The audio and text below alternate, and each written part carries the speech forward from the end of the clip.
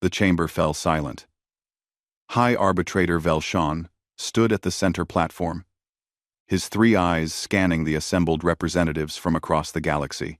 His voice echoed through the massive hall when he finally spoke. The vote is final. Humanity is expelled from the Galactic Coalition, effective immediately. Captain Jake Morrison sat in the observation deck of the trade station, watching the announcement on a flickering screen. His coffee had gone cold an hour ago. Around him, other humans stopped their work and listened. Nobody said much. A few nodded quietly. Others just stared at their hands. The charges against humanity scrolled across every screen in Coalition space. Too aggressive in business. Too reckless when exploring unknown space. Too stubborn during peace talks. Too emotional and therefore too unpredictable. The list went on for pages. Jake turned off the screen and looked out at the stars. He had spent 15 years hauling cargo between worlds. He knew every dock worker by name at Celestial Harbor. He brought toys for their kids. He remembered birthdays. That was over now. 60 days, his first officer said quietly. They're giving us 60 days to leave. Jake stood up and stretched. Better start packing then. Across the galaxy, similar scenes played out. At the Xyloth Medical Complex, Dr. Amy Richardson received the news during her morning rounds. She was treating a Melkari child with a rare blood disease. The child's parents looked at her with worry in their large, dark eyes. "Will you have to go?" the mother asked. Amy smiled gently. "Yes. But don't worry. I'll train someone to take over. Your daughter will be fine." She spent the next week working double shifts. She wrote down everything she knew about the treatment. Every detail. Every small adjustment she made based on how the patient looked or acted.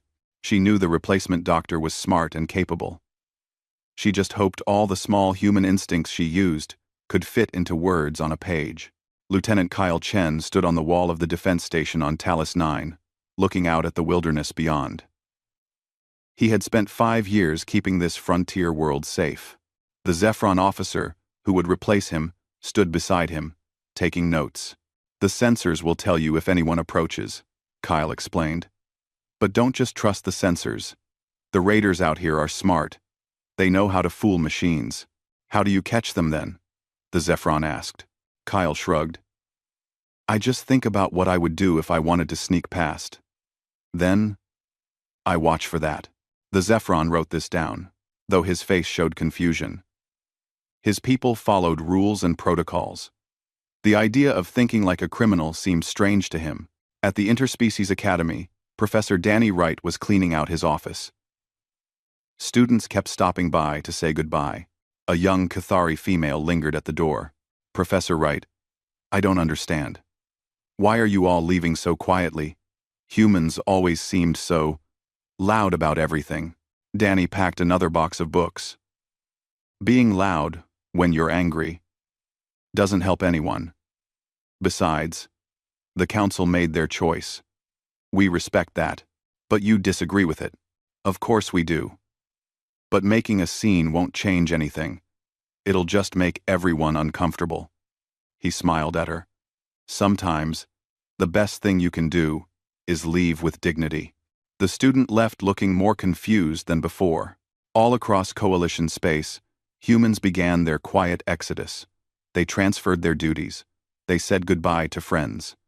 They apologized for any trouble their leaving might cause. They left instruction manuals that were almost obsessively detailed. They hugged their alien colleagues and promised to stay in touch. The other species watched this calm departure with growing unease. They had expected anger. They had prepared for protests, maybe even violence. Humans were emotional creatures. After all, that was one of the problems. But this peaceful acceptance felt wrong somehow. Like the humans knew something the rest of the galaxy didn't. Admiral Lisa Grant commanded the last human vessel to leave Coalition space. The New Dawn was a colony ship, massive and slow. As it crossed the border, every human ship in the sector fell in line behind it. A fleet of cargo haulers, medical ships, exploration vessels, and personal shuttles. Hundreds of them. Lisa stood on her bridge and watched the border beacon fade behind them.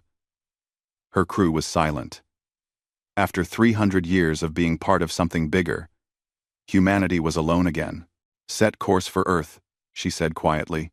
The great gates at the border closed behind them. In the Coalition Council chamber, representatives from 1,000 worlds relaxed.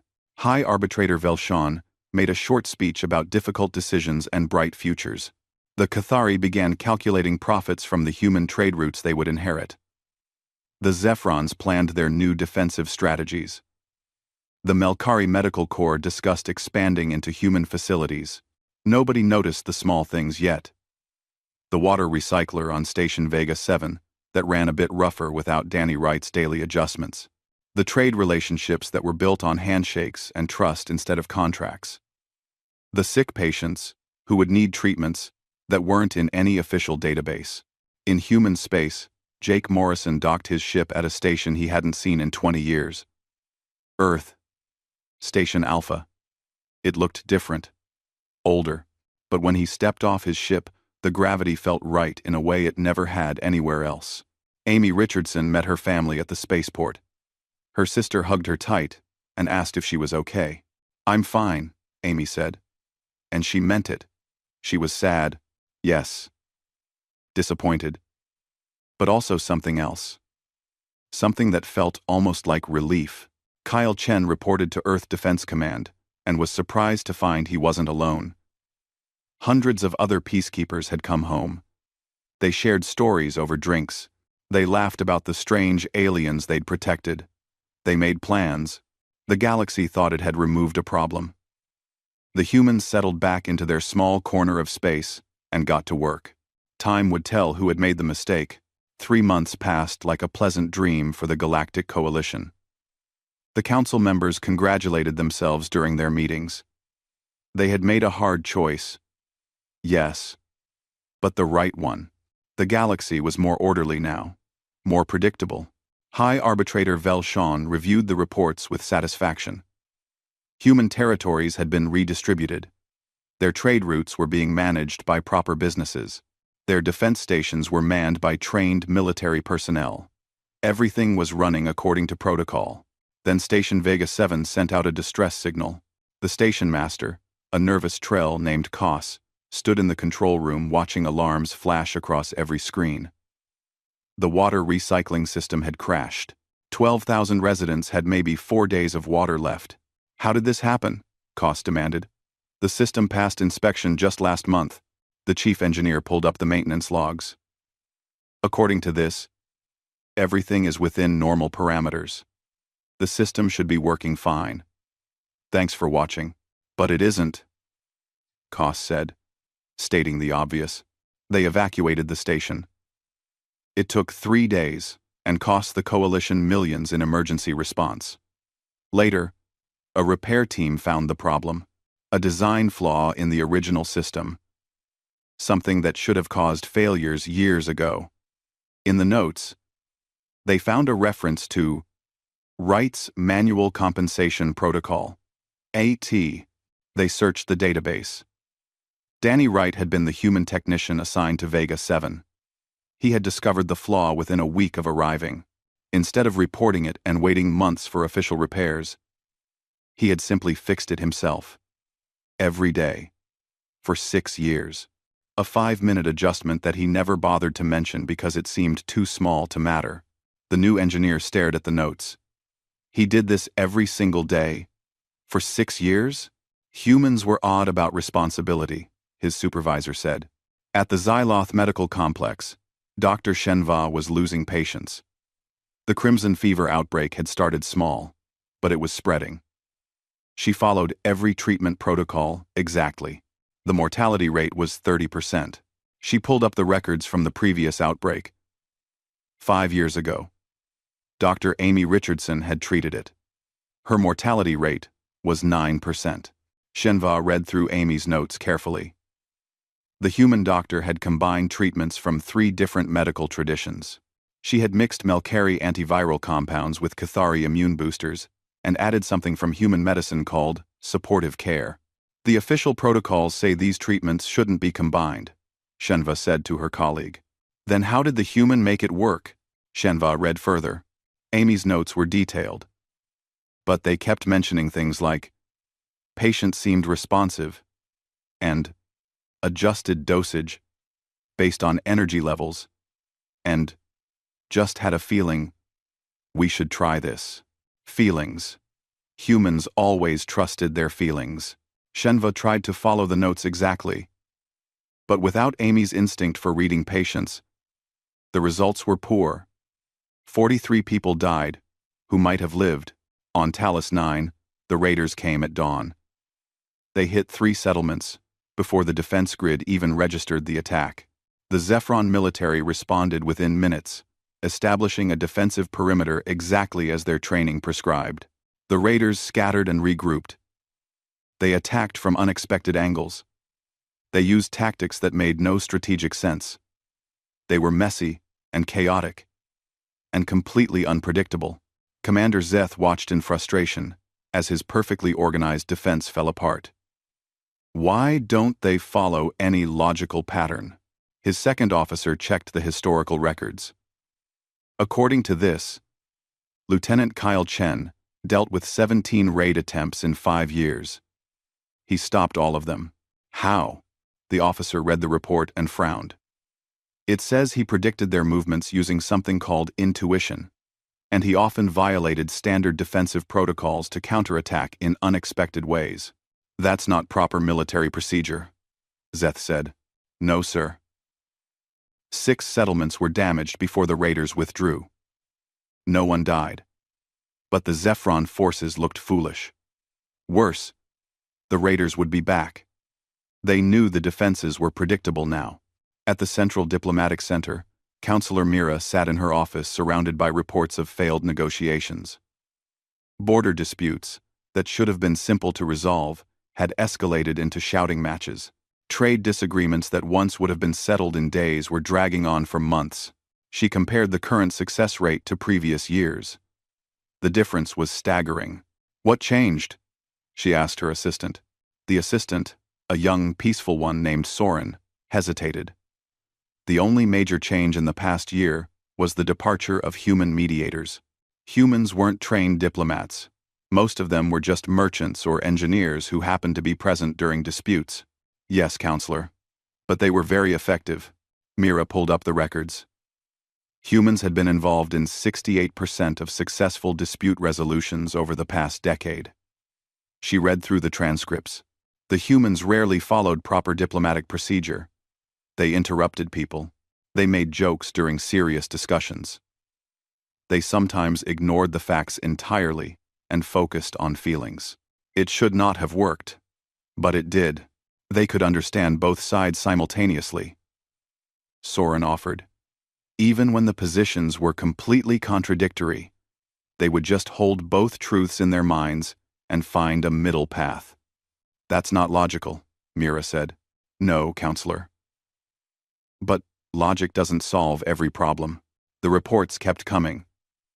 Small problems at first. A factory that produced fewer goods because the human supervisors' motivation techniques weren't in any management manual. A research team that stopped innovating because their human colleague wasn't there to ask stupid questions anymore. A deep space station where crew morale had dropped for reasons nobody could explain. The Cathari trade minister presented his quarterly report to the council. The Outer Rim Trade Network profits were down 40%. This is unacceptable, High Arbitrator Velshan said. The human merchants were operating on tiny margins. We should be seeing increased profits. The trade minister shifted uncomfortably. The humans had relationships with the Rim colonies. Personal connections built over years. They extended credit during hard times. They took losses to preserve partnerships. Our merchants are following standard business practices, but the colonies are refusing to trade at all. Then we'll enforce the trade agreements. The agreements were never written down, arbitrator. They were based on trust. Trust. That uniquely human obsession. In the outer colonies, a merchant named Tev refused to sell his grain to the Cathari trader. Jake Morrison gave me credit when my crops failed. He lost money to keep my family alive. I'll wait until the humans come back. They're not coming back, the Kothari said. Then I'll wait anyway. Across the galaxy, similar scenes played out. The Coalition had inherited humanity's systems and structures, but they had lost something invisible, something the humans had woven into every interaction: the personal touch, the willingness to bend rules, the strange ability to care about strangers. In the council chamber, representatives began to murmur. 3 months ago, removing humanity had seemed wise. Now, cracks were showing everywhere they looked. High Arbitrator Velshan silenced the growing discussion. These are temporary adjustment issues. The galaxy functioned for millions of years before humans joined us. It will function fine without them. But in the back of his mind, a small doubt began to grow. 8 months after the humans left, the problem stopped being small. The Outer Rim trade network didn't just decline. It collapsed completely. 17 colonies declared trade independence within the same week. The Kothari merchants sent urgent reports to the council, but none of them could explain exactly what had gone wrong. Trade Minister Voss stood before the council, his voice strained. The colonies are refusing all standard contracts. They say the terms are unfair. Dumb. The terms are identical to what the humans offered, High Arbitrator Velshan pointed out. Yes, Arbitrator. But when humans offered them, the colonies accepted. Velshan's center eye narrowed. Why? Voss pulled up a recording. A colony leader named Shan spoke directly to the camera. Jake Morrison came to my world when we had nothing. He sold us equipment at cost. He waited 3 years for payment. When our harvest failed, he brought us food and told us to pay him back whenever we could. That's not in any contract. That's friendship. Your traders want payment now and profit margins later. We'd rather starve. The council chamber fell quiet. They had calculated economics. They had not calculated trust. On the other side of the galaxy, Explorer Fleet Designation 447 detected an anomaly near the Helix Nebula. Fleet Admiral Corthan studied the readings carefully. The anomaly was unusual, but not immediately dangerous. Protocol was clear. Mark it for study and continue the survey mission. Mark it and move on, Corthan ordered. 3 days later, the anomaly collapsed. A gravity well formed, sudden and violent. 2 inhabited systems were in its path. 4 billion lives. Corthan ordered immediate evacuation. His fleet followed every protocol. They established safe zones. They coordinated with local governments. They did everything right. 46 million people died anyway. The evacuation ships were too slow. The safe zones weren't quite safe enough. The local governments panicked and made poor decisions. Later, a junior science officer named Kess reviewed the data. She found something strange. 10 years ago, a human exploration team had encountered a similar anomaly. Captain Lisa Grant had noticed the early signs and evacuated 2 systems before the collapse happened. 0 casualties. Kess read Grant's report. The human captain had violated protocol. She had ordered evacuation based on a hunch before any danger was confirmed. She had used unorthodox maneuvers to speed up the rescue. She had personally piloted a shuttle into dangerous space to grab stragglers. She broke 17 regulations, Kess said aloud. She also saved 4 billion lives, her supervisor replied quietly. At the Interspecies Academy, Professor Thane Lore faced his class of brilliant students. They could memorize any text. They could solve complex equations. They could master any technical skill he taught them. They couldn't innovate. I need you to design a new type of engine, Thane Lore said. Something faster than current models. The students worked for weeks. They came back with designs that were technically perfect. They were also identical to existing engines with minor variations. Safe, predictable, useless. Thane Lore remembered the human students he had taught. They had been average at memorization. mediocre at following instructions. But when asked to innovate, they came back with crazy ideas. Engines that shouldn't work but somehow did. Designs that violated basic principles but achieved impossible results. Think outside the box, Thanelore told his current students. They stared at him. What box, Professor? He realized the problem. Humans had grown up being told no. Their ideas were too wild. Their methods were too risky. They learned to expect rejection. So when they finally got permission to be creative, they went wild with it. These students had never been told no. They had never learned to push boundaries because they didn't know boundaries existed. The Coalition Science Council gathered for an emergency meeting. The head researcher, a Melkari named Veth, presented the data everyone had been dreading. Innovation has dropped 62% since the human departure. The council members looked at each other. One representative spoke up. Humans weren't particularly intelligent compared to other species. How could they be responsible for so much innovation? Veth pulled up research records. In the past century, 73% of breakthrough discoveries had humans on the research team. I analyzed their contributions. They didn't solve the problems. They asked different questions. She showed examples. A Cathari scientist had spent years trying to improve shield technology using advanced mathematics. A human technician named Greg asked, "What if we tried making it weaker in some spots?" The question made no sense, but it led to adaptive shielding that was twice as effective. A Zephron medical team tried to cure a disease by targeting it directly. A human doctor named Beth asked, "What if we help the body fight it instead of fighting it ourselves?" Immunotherapy became the standard treatment. They asked stupid questions. Another council member said. Yes, Veth agreed. Questions so stupid that no one else thought to ask them. And sometimes, stupid questions have brilliant answers. Border incidents increased by 400%. The Drax war fleets, peaceful for 2 decades, began testing coalition defenses. Their commander, a massive being named Zor, met with his officers. "Why now?" one of them asked. "Why not attack before?" Zor laughed, a sound like grinding rocks. "Because the humans were here before. You couldn't bribe them. You couldn't threaten them. You couldn't reason with them to look away from injustice. They were annoying. But now they're gone." The Drax fleet struck a border station. Coalition forces responded. The battle was efficient and organized.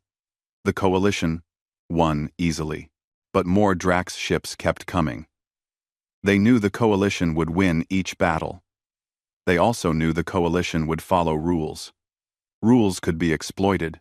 The humans had never followed rules consistently. That had made them unpredictable, dangerous. The Drax had left them alone. Dr. Velma, from the Melkari Medical Corps, discovered something that frightened her. Suicide rates across coalition space had increased 15%. Mental health facilities were overwhelmed. She studied the data, looking for causes. Disease? No. Economic problems? Some, but not enough to explain the increase. War? The conflicts were minor. Then she found a correlation. The increase was highest in populations that had worked closely with humans. She interviewed a Trell factory worker who had attempted suicide. "Why?" she asked gently. "It just feels pointless now," he said. "When the humans were here, they made me feel like my work mattered. They told jokes. They asked about my family. They acted like I was important. Now I'm just worker number 743. I do the same job, but it feels empty."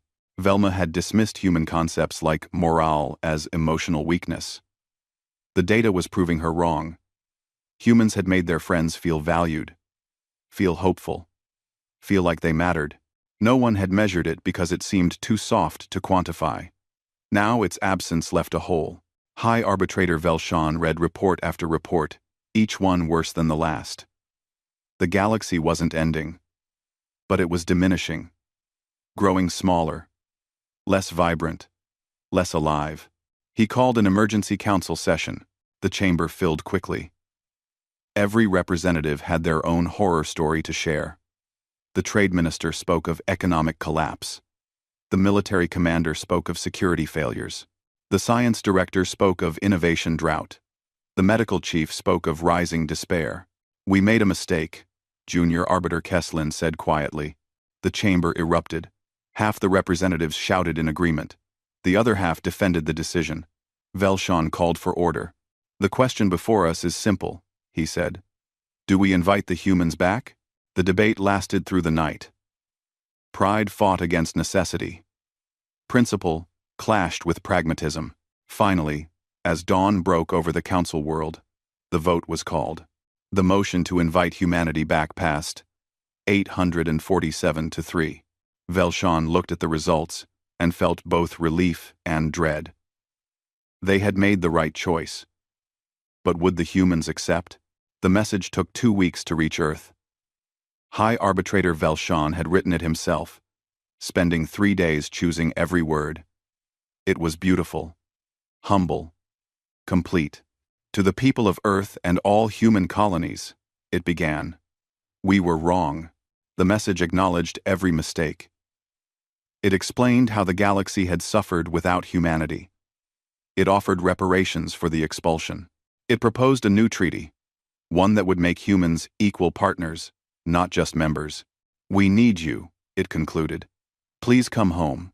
Ambassador Kate Sullivan received the transmission at the Human Assembly Building in Geneva. She was a middle-aged woman, with gray starting to show in her dark hair. She had been a trade negotiator in Coalition space before the expulsion. She read the message 3 times. Then she smiled. "Thank you," she told the alien messenger who had delivered it. "I'll bring this to the assembly. We'll give you an answer soon." The messenger, a young Cathari diplomat, felt relief. How soon? 5. A few weeks, probably. These things take time. The messenger returned to his ship and sent the report. The council would be pleased. The humans were considering it. What the messenger didn't see was the transformation happening across human space. Jake Morrison stood on the bridge of his new ship. Not the old cargo hauler he had used in Coalition space. This one was faster, sleeker. Built with a combination of human engineering and alien principles they had learned over 3 centuries. "How's she running?" he asked his engineer. 40% faster than the old models, Greg replied. He was the same Greg who had asked the stupid question about shields. "We combined Trell efficiency with Cathari power systems and added our own touch." Our own touch meant the engines broke about a dozen safety regulations that the Coalition considered sacred. They also worked better than anything the galaxy had seen. Jake grinned. "Take us to the outer colonies. I've got some friends who need supplies." At the New Geneva Medical Center, Dr. Amy Richardson worked in a lab that would have made Coalition regulators faint. She was combining treatments from 12 different species, mixing compounds that official protocols said should never touch. "This is insane," her assistant said, watching the mixture bubble. "Probably," Amy agreed. "Hand me the Zephron catalyst." The treatment she was developing would cure crimson fever in 3 days instead of 3 weeks. It would also be completely illegal in Coalition space. Too many untested combinations. Too much risk. But Amy wasn't in Coalition space anymore. She could take risks. Kyle Chen stood in Earth Defense Command, looking at a star map covered in orange markers. Each marker represented a new world that human explorers had found in the past 8 months. 17 habitable planets, Admiral Lisa Grant said, standing beside him. 4 new civilizations contacted. Not bad for 8 months of work. Coalition protocol would have taken 8 years just to get approval for the expeditions, Kyle replied. Lisa nodded. "We're not bound by their protocols anymore. Our explorers can actually explore." The new civilizations had been surprised by humanity's approach. Humans didn't arrive with rulebooks and membership applications. They arrived with curiosity and friendship. They shared technology freely. They asked questions. They listened. One of the new species, the Vrex, had been particularly amused. "You're very different from the coalition representatives we met," their leader had said. "How so?" the human explorer had asked. "You seem to actually like us." The human economy was thriving. Without coalition regulations, human merchants had returned to the old ways. Handshake deals, trust-based credit, long-term relationships over short-term profit. The Outer Rim colonies that had refused to trade with the coalition were happy to trade with independent humans. The deals were the same as before. Jake Morrison still extended credit. He still took losses to help friends. The difference was now he answered to no trade authority. He did it because he wanted to. At the Interspecies Academy, former Professor Danny Wright ran a private engineering school. His students were human kids who had grown up in coalition space and come home. They understood alien technology. They also understood human creativity. "Design me an engine," Danny told his class. They came back with designs that were beautiful, impossible, and probably dangerous. Exactly what he wanted. "Now make them safe enough that they won't kill anyone," he added. The students revised their designs. Some would work, some would fail. All of them pushed boundaries. This was what the coalition had lost. Not human intelligence, not human strength. Human willingness to try things that might not work, to fail spectacularly, to get back up and try again. 6 weeks after the coalition's invitation, Ambassador Kate Sullivan drafted humanity's response. She showed it to the assembly first. "This will surprise them," one delegate said. "Good," Kate replied. "We've always been good at surprises." She sent the message. It reached the council chamber during a regular session. High Arbitrator Velshawn interrupted the discussion to read it aloud. The response was polite. It was warm. It thanked the coalition for the opportunity and the lessons learned. Then it got to the important part. After careful consideration, humanity must respectfully decline the invitation to rejoin the coalition. The chamber went silent. Velshawn kept reading. "Instead, we propose independent partnership. We will trade freely with coalition members. We will share medical knowledge. We will assist during emergencies. We welcome all aliens to visit human space. But we will not rejoin the coalition. We will not place ourselves under council authority again." The message continued. "We love you all. We learned so much during our time as members. But we've grown. We need to follow our own path now. We hope you understand." It ended with a human phrase that translated poorly. "We've grown." In some languages, it became, "We've changed." In others, "We've matured." None of the translations quite captured the meaning. Velshawn set down the message. Around him, council members sat in stunned silence. "They said no," someone whispered. "They said no," Velshawn confirmed. The Cathari trade minister stood. "This is unacceptable. We offer them everything they want, and they refuse? They don't want what we're offering," Junior Arbiter Kesslin said softly. "They want freedom. They had freedom as members." "No," Kesslin said. "They had restrictions, rules, protocols. They had to fit themselves into our systems. Now, they're building their own systems. Better ones, apparently." Representative Zor of the Drax laughed. That grinding rock sound. "I told you all. You can't control humans. They do what they want. That's what makes them dangerous and valuable." Over the following weeks, the reality of humanity's refusal sank in. They weren't angry. They weren't punishing the coalition. They had simply moved on. Human traders started appearing at coalition stations again, but as independents. They followed their own rules. They charged fair prices, but not standardized ones. They extended credit based on trust. Human doctors offered to work in coalition hospitals. As contractors, they would use their methods, not coalition protocols. Take it or leave it. Human peacekeepers showed up at border stations.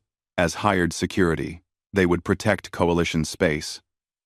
But they would choose which missions to accept. The galaxy had to adjust.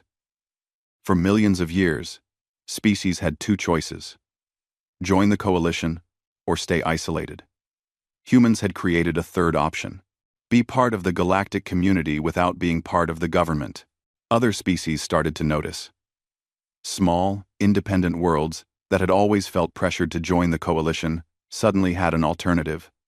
They could partner with humans, trade freely, share knowledge, keep their independence. The coalition found itself competing for members instead of accepting applications. High Arbitrator Velshawn met with Kate Sullivan privately, months after the refusal. They sat in a quiet garden on a neutral station. "I understand why you said no," he told her. "I'm not sure I agree with it, but I understand." Kate smiled. "We're not rejecting you. We're just choosing a different relationship. You're setting an example. Other species will follow. Maybe that's not a bad thing." Velshawn was quiet for a long moment. "We thought we needed to control you, to benefit from you, and now you know different." "Yes. Now we know that humanity's greatest gift isn't something we can regulate or manage. It's the chaos, the unpredictability, the refusal to fit neatly into boxes." Kate raised her glass. "To chaos." Velshawn touched his glass to hers. "To chaos." Across the galaxy, a new era was beginning. 20 years passed, like water flowing around a stone. The galaxy adjusted to the new reality. Humanity didn't rejoin the coalition, but they became an essential part of galactic life anyway. Human traders filled coalition markets, but they weren't bound by trade laws. They made their own deals. The coalition tried to regulate them at first, then gave up. The humans simply went elsewhere when faced with too many rules. And wherever humans went, business followed. Human doctors worked in hospitals across coalition space. They taught their mixing of treatments and their reliance on instinct. Some alien doctors embraced it. Others stuck to protocols. Patients learned to ask if their doctor had trained with humans. Human peacekeepers defended borders and settled disputes. They were expensive to hire, but worth every credit. They solved problems that regular forces couldn't touch. The chaotic raiders that had plagued the frontier were gone, chased away by defenders who could think like them. The Interspecies Academy added a new department: creative problem solving. It was taught entirely by humans. The students learned to ask stupid questions, to break rules on purpose, to fail and try again. Graduation rates dropped. Innovation rates soared. High Arbitrator Velshawn retired after 15 years. His replacement, Junior Arbiter Kesslin, took a different approach to leadership. She believed the coalition should learn from its mistakes, should become more flexible, more open to chaos. Some council members resisted. Others embraced the change. The debates were loud and messy. Very human, people said, and they meant it as a compliment. On the independent human vessel Wandering Star, Captain Chloe Martinez studied the readings from her sensors. She was young, only 26, but already a veteran explorer. She had found 3 new worlds in the past year. "Captain, we're detecting signals from an unknown civilization," her communications officer said. "Grid coordinates match the outer frontier, just beyond coalition space." Chloe leaned forward. This was what she lived for. "Let's go say hello." The Wandering Star dropped into orbit around a blue-green planet. The civilization below was young, just developing spaceflight. They were also aggressive, unpredictable, and very emotional. They reminded Chloe of humans. First contact went badly. The aliens were suspicious. They threatened the human ship. They demanded to know why strangers were in their space. Chloe handled it with typical human diplomacy. She was honest, friendly, and completely unbothered by their hostility. "We're explorers," she told them. "We wanted to meet you. If you want us to leave, we'll leave." The alien leader, a being named Throck, was confused. "You don't want to conquer us? Why would we do that? That's what powerful species do." Chloe laughed. "We're not that powerful. And even if we were, Conquering people seems like a lot of work. We'd rather be friends. Over the next week, Chloe and her crew shared information with the aliens. They explained the galaxy, the coalition, the independent human worlds, the different ways to be part of galactic civilization. The coalition will contact you soon, Chloe explained. They'll offer you membership, rules, protocols, protection. It's not a bad deal. But you didn't take it, Throck observed. We did, for 300 years. Then we left. We wanted to do things our own way. Crass. Prass. Crass. What should we do? Chloe smiled. I can't tell you that. But I can tell you what I think. The galaxy needs more species like you. Aggressive, emotional, unpredictable. The coalition has 1,000 species that follow rules perfectly. It only has one species that breaks them creatively. You could be the second. Throck considered this. The coalition message will tell us to join them and become civilized. In Tom. Oh no. Probably. What will you tell us? Chloe stood and looked out at the stars. I'll tell you to stay exactly who you are. The galaxy needs more chaos, not less. She left Throck with information packets. History of the coalition. Details about human independence. Trade routes. Contact information. Everything they needed to make their own choice. As the wandering star jumped to the next system, Chloe's first officer asked, Do you think they'll join the coalition? Maybe, Chloe said. Maybe not. Either way, they'll know there are options. Back on the alien planet, Throck received 2 messages within the same day. The coalition's was formal and impressive. Join us. Follow our rules. Become part of something greater. We'll teach you to be civilized. The human message was simpler. Stay who you are. The galaxy needs you just as you are. Call us if you need anything. We're here. Throck called a council of his people. They debated for days. Finally, they sent their response. To the coalition. Thank you for the invitation. We need time to consider. To the humans, tell us more about this independence thing. In the coalition council chamber, Kesslin read the reports about the new species. They were very much like humans had been. Aggressive in trade, reckless in exploration, stubborn in negotiations, emotional and unpredictable. Some council members wanted to reject them immediately. We don't need another humanity, they argued.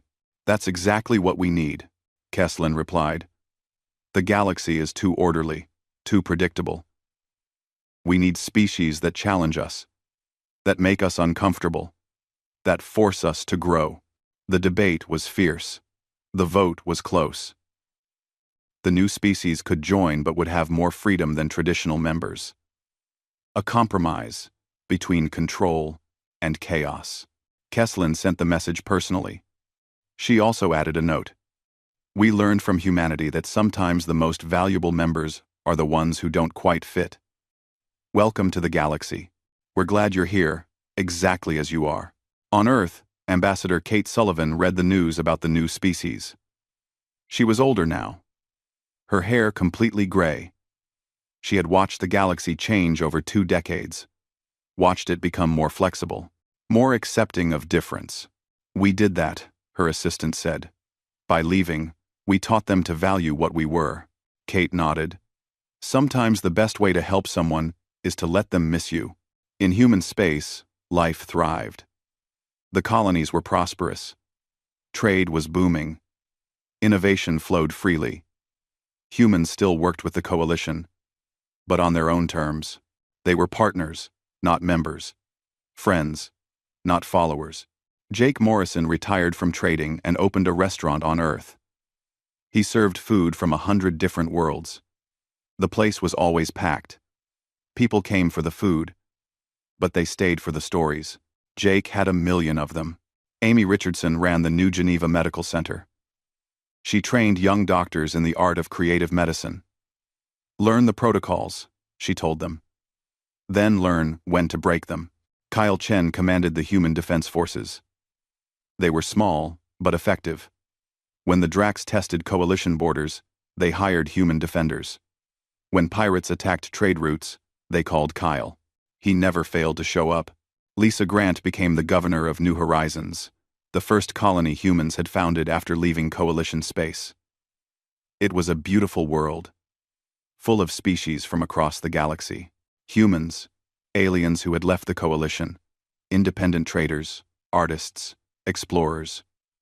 All of them drawn to a place where rules were flexible and creativity was valued. Danny Wright published a book, The Art of Thinking Sideways. It became required reading at the Interspecies Academy. Students complained that it made their brains hurt. Their professors smiled and said that was the point. Across the galaxy, a new understanding took root. Unity didn't require uniformity. A galactic community could include species that didn't fit the mold. The outliers, the rebels, the chaotic ones weren't problems to be solved. They were gifts to be treasured. High Arbitrator Kesslin spoke at the Council anniversary celebration, 2 decades after humanity's expulsion. 20 years ago, we made a mistake, she said. We expelled humanity because they didn't fit our vision of what members should be. We wanted order, and they brought chaos. We wanted predictability, and they brought surprises. She paused, looking around the chamber. But in their absence, we learned something crucial. The chaos was the point. The surprises were the gift. The friction they created forced us to grow. When they left softly, their absence spoke loudly. It taught us that sometimes the most valuable members of a society are the ones who refuse to conform. The chamber was silent. Every representative remembered the dark, months after humanity's departure. The slow unraveling. The desperate realization of what they had lost. Humanity chose not to return to us, Kesslin continued. They chose independence instead. It was the right choice. They're happier now. Freer. More fully themselves. And we're better for having them as partners instead of members. She raised her hand in the human gesture of respect. To humanity. Who taught us that leaving can be the greatest gift? That absence can speak louder than presence. That sometimes the best way to be part of something is to stand slightly outside it. Around the galaxy, humans and aliens alike paused in their work to watch the broadcast. They raised glasses and cups and appendages. To humanity. To chaos. To the beautiful, frustrating gift of being different. On the wandering star, Chloe Martinez smiled and turned to her crew. Set course for the next unknown system. Let's see who else is out there. The ship jumped to faster than light speed, carrying humanity's message to the stars. Stay who you are. The galaxy needs you. Don't let anyone make you small. Behind them, the coalition and humanity continued their dance. Not joined, but connected. Not unified, but partnered. Different approaches to the same goal, making the galaxy a place where all kinds of beings could thrive. The humans had left softly, without anger or violence. Their absence had spoken loudly, teaching lessons the galaxy desperately needed. And their return, not as members but as independent partners, spoke loudest of all. Some species aren't meant to follow. Some species are meant to dance to their own music. And the galaxy is richer when they're allowed to do exactly that.